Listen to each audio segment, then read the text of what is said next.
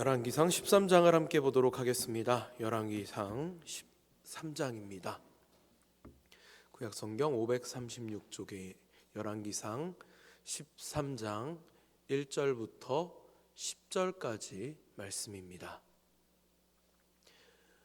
열왕기상 13장 1절부터 10절까지 말씀을 제가 먼저 한 절 읽고 다 같이 한 절 읽는 식으로 교독하도록 하겠습니다.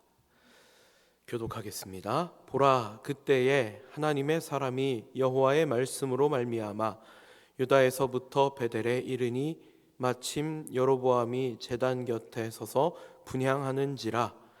하나님의 사람이 제단을 향하여 여호와의 말씀으로 외쳐 이르되, 제단아 제단아, 여호와께서 이와 같이 말씀하시기를 다윗의 집에 요시야라 이름하는 아들을 낳으리니 그가 내 위에 분향하는 산당 제사장을 내 위에서 제물로 바칠 것이요 또 사람의 뼈를 내 위에서 사르리라 하셨느니라 하고, 그날에 그가 징조를 들어 이르되, 이는 여호와께서 말씀하신 징조라.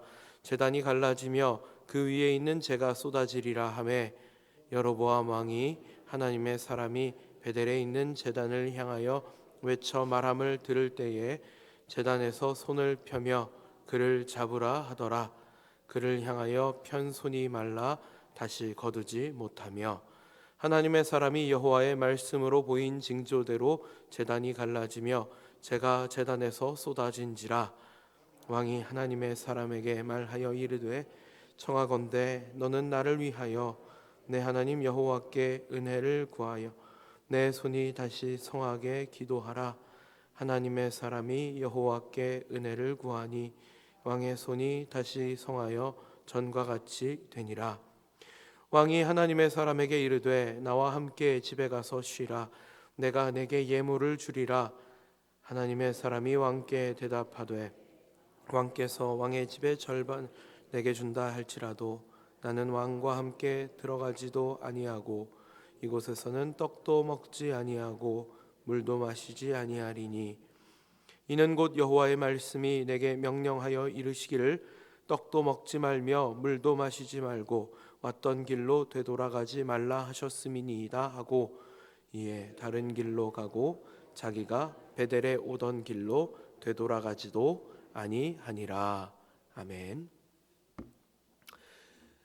오늘은 심판이 있음을 전해야 합니다.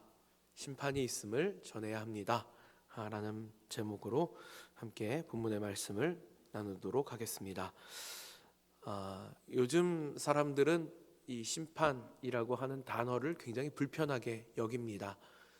어떤 경우에는 우리 믿는 그리스도인들조차도 이 심판이라고 하는 단어를 입에 올리는 것에 부담을 느끼기도 합니다.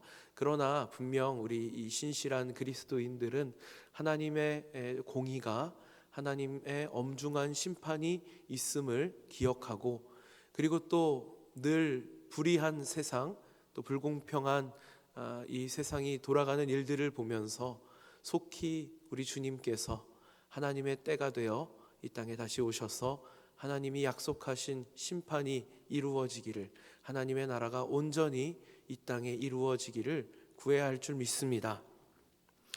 이스라엘 왕국이 남북으로 분열된 이후에 하나님께서 남유다의 선지자를 북이스라엘로 보내는 장면입니다. 북이스라엘의 왕이 된 여로보암은 물론 그의 배경에 10지파나 되는 이 이스라엘의 대다수의 백성들로부터의 지지를 받아서 왕이 되었습니다만, 정통성을 따지자면 남유다에 미치지 못합니다. 물론 그를 세우신 분도 하나님이시긴 합니다만, 그러나 이 정통성이라고 하는 문제는 단순히 누가 그를 세웠는가만 가지고 따지기에는 여로보암에게 컴플렉스가 하나 있습니다. 바로 종교적 문제입니다. 남유다의 수도인 예루살렘에는 솔로몬이 지은 하나님의 거룩한 성전이 있습니다. 이스라엘 백성들에게 그 성전은 곧 하나님의 임재이고, 그리고 정신적인 중심지 역할을 하는 것이죠. 이스라엘의 민족적, 신앙적, 정신적 중심지가 여전히 예루살렘이기 때문에 북이스라엘의 왕이 된 여로보암은 일종의 컴플렉스, 그러니까 열등감을 가지고 있는 것입니다. 자기 마음대로 이 북이스라엘 곳곳에 제단을 쌓고, 그리고 그곳에서 하나님께 예배하는 것이 가능하다고 그렇게 선언을 한 것이죠. 특별히 오늘 등장하는 이 베델이라고 하는 장소에도 제단을 쌓았습니다.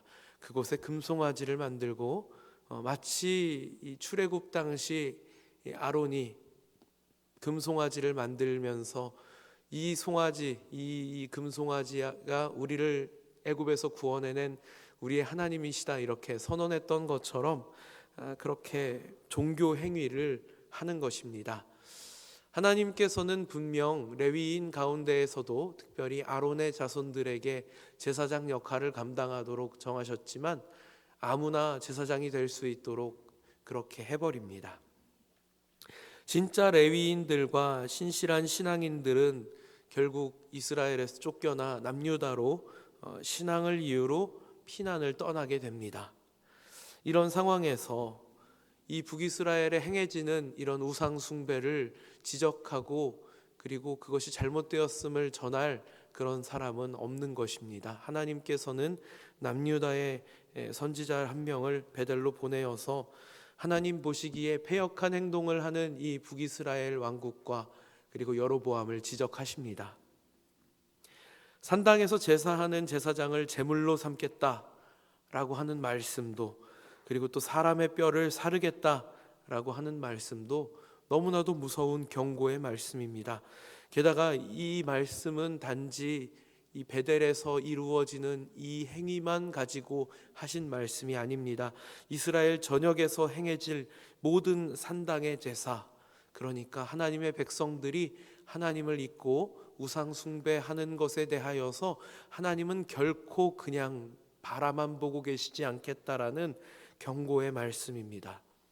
하나님께서는 이만큼이나 우상 숭배를 싫어하십니다. 특별히 하나님 당신께서 택하시고 거룩하게 하신 하나님의 백성들이 이런 행동을 하는 것에는 결코 용납하지 않으시겠다고 경고하고 계십니다. 이 두려운 예언은 실제로 북이스라엘이 망하고 남유다의 요시야 왕이 등극했을 때에 실현됩니다. 말씀이 선포된 지 한 300년 정도 지난 후의 일입니다만 하나님의 말씀은 그 일이 더디 오는 것 같아도 분명히 정해진 때에 이루어진다는 것을 우리는 확인할 수 있습니다.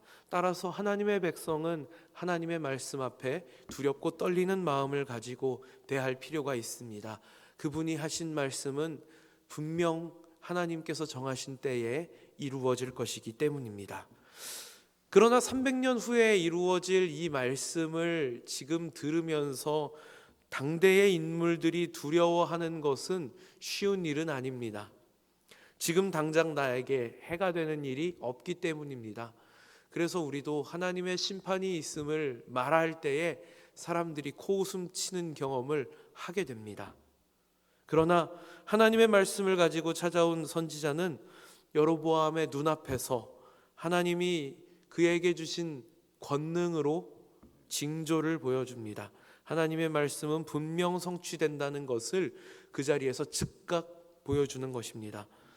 하나님의 사람이 나타나서 제단을 향하여 분향하는 여로보암을 향해 이러이러한 하나님의 심판이 있을 것이다 라고 선포했을 때 여로보암은 자신의 이 제사를 방해하는 저 하나님의 사람,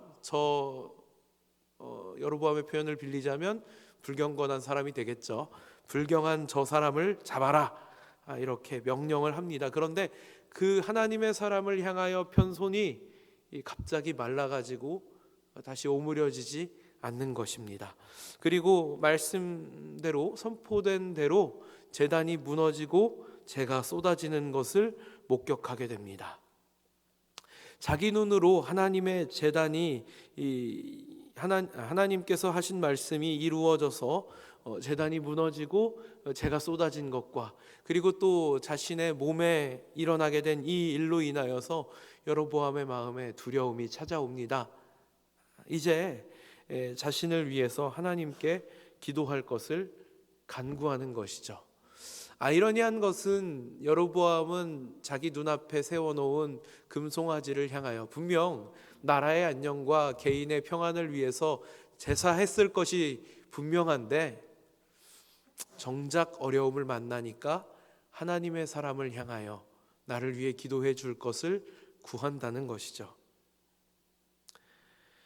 하나님이 은혜를 베풀어 주셔서 이 여로보암의 손은 회복이 됩니다. 하나님의 심판의 메시지가 그냥 그를 망하게 하시기 위함이 아니기 때문입니다. 하나님께서 원하시는 것은 잘못을 돌이켜서 하나님이 기뻐하시는 일을 하기를 원하셨기에 여로보암에게 다시 기회를 주시는 것이죠.